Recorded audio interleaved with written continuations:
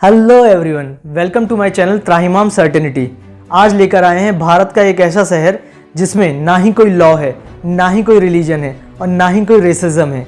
और उस शहर का नाम है the Auroville, the city of dawn. शहर का जियो लोकेशन और एड्रेस जो है वह तमिलनाडु प्रदेश के पौंडीचेरी में है। पौंडीचेरी भी कह सकते हैं आप, और चाहे पुदुचेरी कह लीजिए, as per the new update. Auroville में रहने वाले प्रत्येक व्यक्ति की जो सैलरी है यानी कि वेतनमान है वह सिर्फ 12,000 रुपये है। और 12,000 जो ऑरोविल में रहने के लिए एक सफिशिएंट अमाउंट माना जाता है। और यहाँ पर किसी भी प्रकार का पेपर करेंसी का या पेपर मनी का लेन देन नहीं होता है। यहाँ पर सिर्फ और सिर्फ डिजिटल इकोनॉमी को माना जाता है।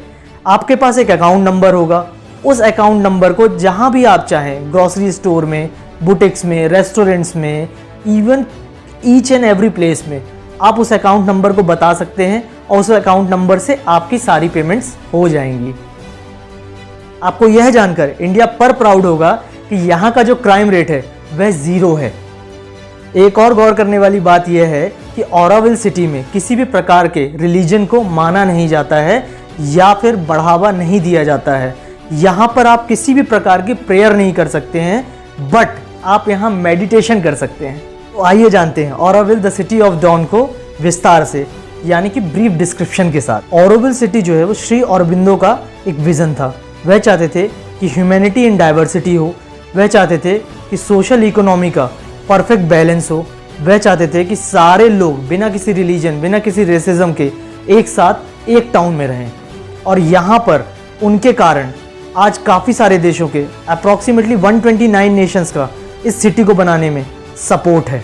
श्री अरबिंदो के इस विज़न को द मदर यानी कि मीरा अल्फज़ा ने गवर्नमेंट ऑफ इंडिया के सामने रखा।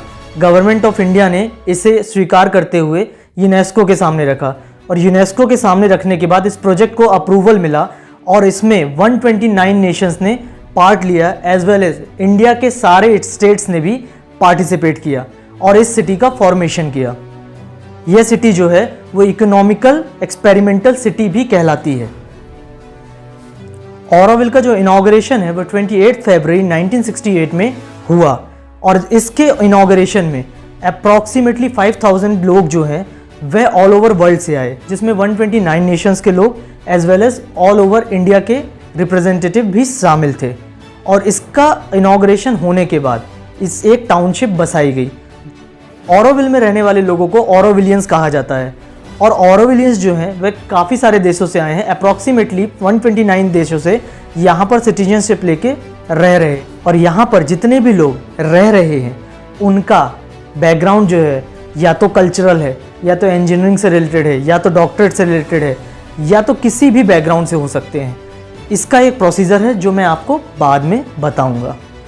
अभी जो मैं आपको वीडियो दिखाने वाला हूँ उसमें ऑरोविल का थोड़ा सा झलक आपको दिखाई देगा।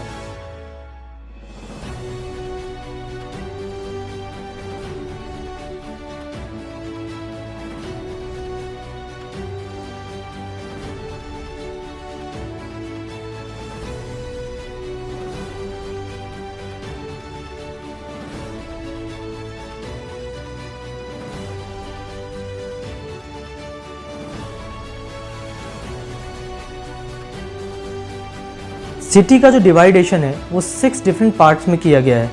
Residential area, green area, industrial area, peace area, cultural area, international zone.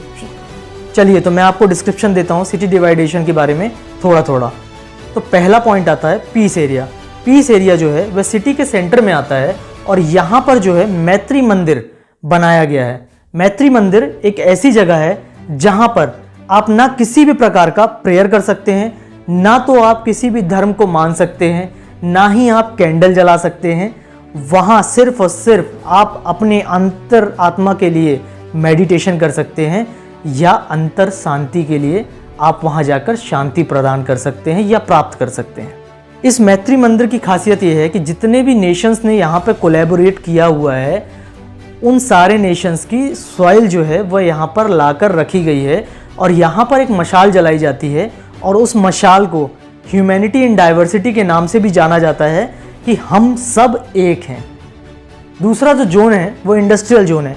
Industrial zone जो है वह 109 हेक्टेयर में फैला हुआ है और यहाँ पर जितना भी प्रोडक्शन होता है वह जो है वो ऑरोविल के जितनी भी रिक्वायरमेंट्स है उन्हें पूरा करने के लिए होता है।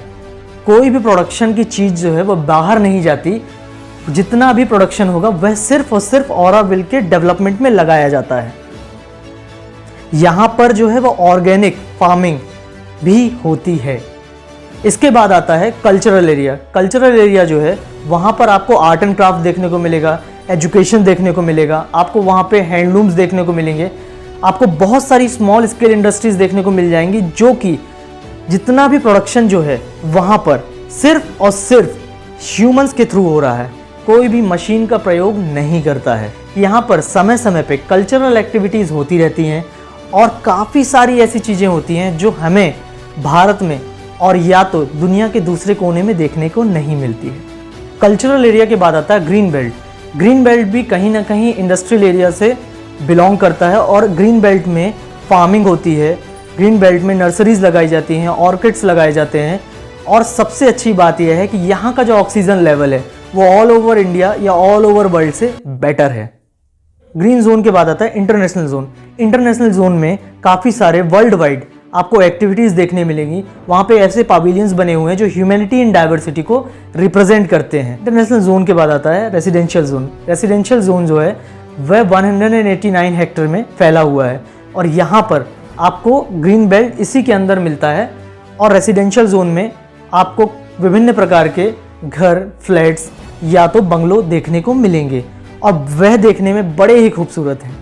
ऑरोविल का जो इकोनॉमी प्रिंसिपल है वह यह है कि मनी जो है वह मनी को जनरेट करने में यूज़ नहीं होगी। मनी का यूज़ जो होगा वह ह्यूमंस की सिविलाइजेशन को इम्प्रूव करने के लिए होगा। ह्यूमंस का रिक्वायरमेंट जो भी है उसे सफिशेंटली फुलफिल करने में होगा।